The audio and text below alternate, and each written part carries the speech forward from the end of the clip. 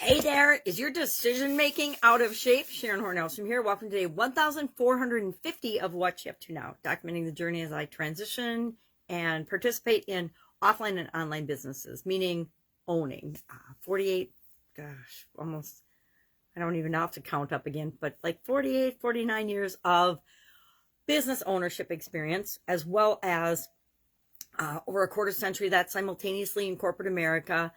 And then in 2017, following my divorce, I decided I was going to come online and figure out what this online internet world was all about. So as part of that, my early coaches in 2017, all of 2017 were like, publish, you need to get online, you need to do videos, you need to do all these things.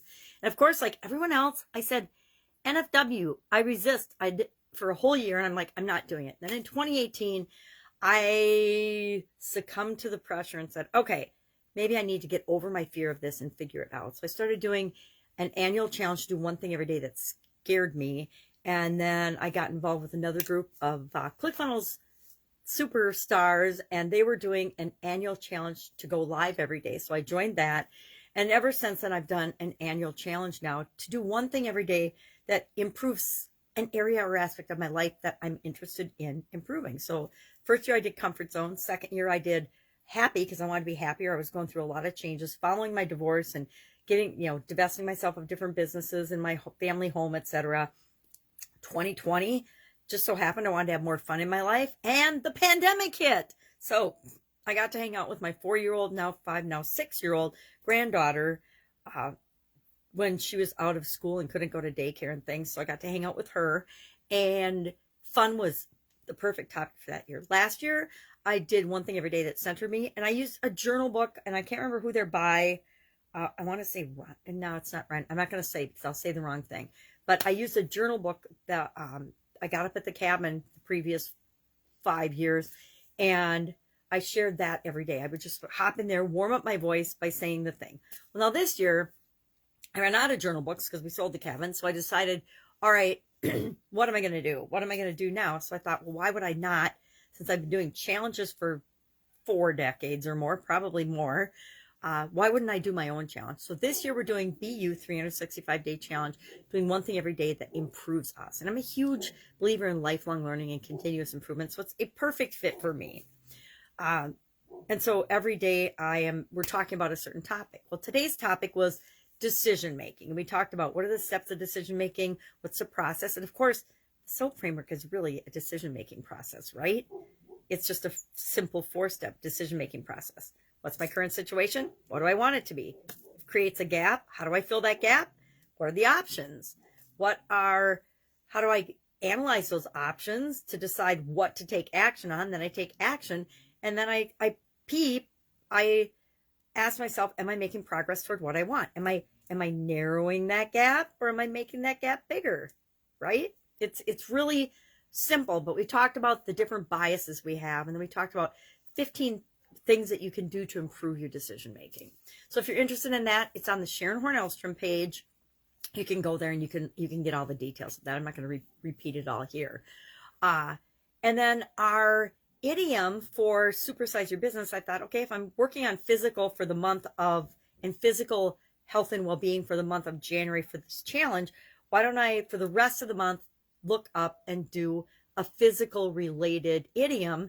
Because guess what? Our businesses, supersizing and growing those, are usually only as strong as we are as the leader, right? We set the example and the pace for the rest of the organization.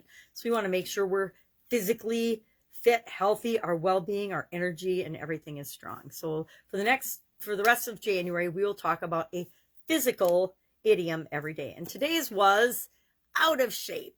And so I looked up, and there's no real origin to bent out of shape or out of shape. Where's my bent out of shape? My bent out of shape, I took my old ring light stand, and it's got a bendy thing on it, so you can bend it to whatever way you want to hold your light or your mirror or whatever. So I'm like, okay, well, that's perfect for bent out of shape. So I played with that a little bit because I haven't thrown it away yet. I have a hard time throwing things away.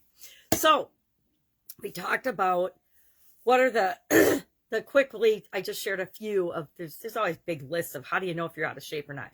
Well, your resting heart rate, it's hard to climb stairs, it's hard to do things you normally do. They all kind of revolve around something being more challenging, more difficult, or painful than it used to be, right? You work out and it takes you, days to recover because you're so out of shape. You get winded when you go up a flight of stairs or something. You park in the very closest parking spot because you don't want to walk far to the front door of wherever you're going. Things like that are indication that you might be getting a little out of shape. And so I thought about, well, what are those with respect to my businesses? What are warning signs and symptoms that, and they're not always a symptom that there's something wrong with my business or it's something's out of whack or out of shape, but they can be. And when taken together, the more of them that we experience, they probably are an indication that something's wrong. If you have increased competition, more problems, more stress, legal challenges, losing customers, reduced profitability, increased expenses, challenges with your culture, people misbehaving, people making excuses, or you making excuses, all of those are symptoms and signs that there's a pain or a problem in the organization that needs to be addressed. So how do you know if you're out of shape in any area or aspect of your business? I like to do annual audits and constant process reviews and things. That's how I know. And we prevent a lot of things that can slip or fall or change from causing problems because we nip them in the bud. We're continuously improving and working on the business to make sure that we're not missing things. And as we grow and supersize, new problems and new challenges come up. And so we address them as they come up. We don't let them pile up and just say, oh, we'll deal with that tomorrow. Procrastination, lack of personal power, like we discussed yesterday. So those are the two topics and pieces of content that we discussed today.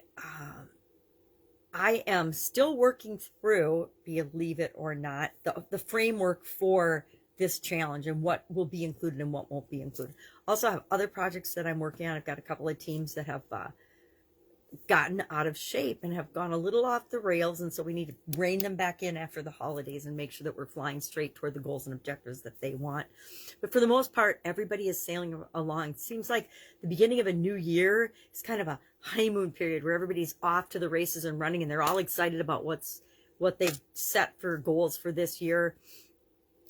Usually it isn't until February or March that people start to fall off, which is why I encourage setting goals and in 90-day increments. And so we do 90-day pushes to make sure that we're getting and maintaining that momentum, that excitement, that energy for what it is that we're creating. And so we take our big goals and we break them down into smaller ones and all the way down into single daily actions. I'm a huge believer in single daily action, which I think is what we're talking about in the challenge tomorrow. I'm not positive, but I think that might be it.